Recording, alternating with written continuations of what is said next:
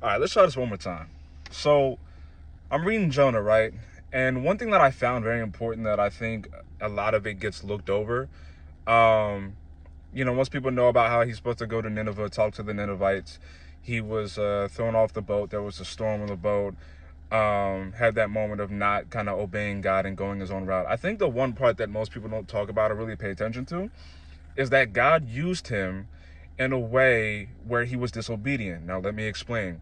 In his attempt to not obey God, and he was like, I'm going to go on the boat. I'm not going to go to Nineveh because I'm just going to speak to these people. And you being the merciful God that you are, you're going to change your mind. And it's almost like, what's the point here? And so, Jonah, he goes in the boat and he's like, what, no. So him choosing his own path, God still used him. How to use him.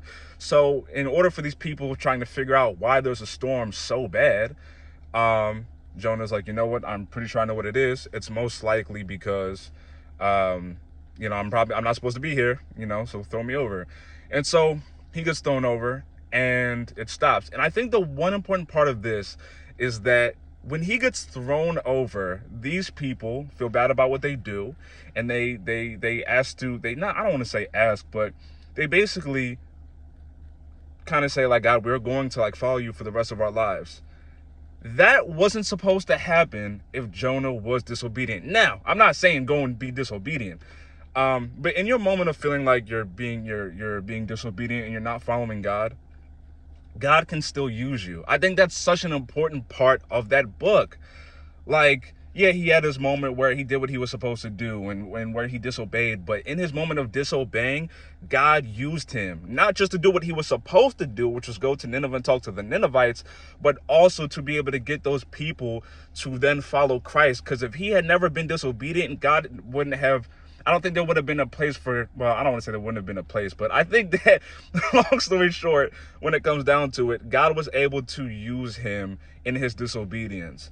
That if anybody feels like they're too far gone from God, or anybody feels like they are in a place of life where it's like, what, I don't know if God can use me. God can still use you. I've been in situations and moments in my life where I feel like God can't use me, and he still uses me.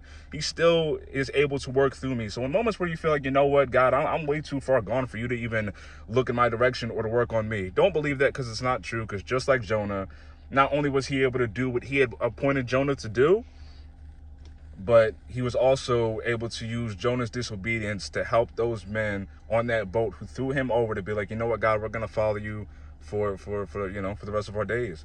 And so I think it's beautiful that in that moment of Jonah being disobedient, he was able to not only save the people or tell the people that by their ways were going to hell, that he could be a messenger for the Lord in that moment that he was appointed to do, but also he was able to help some other people out, even though that wasn't even intended. He was supposed to go to Nineveh, talk to the Ninevites, but associated with that,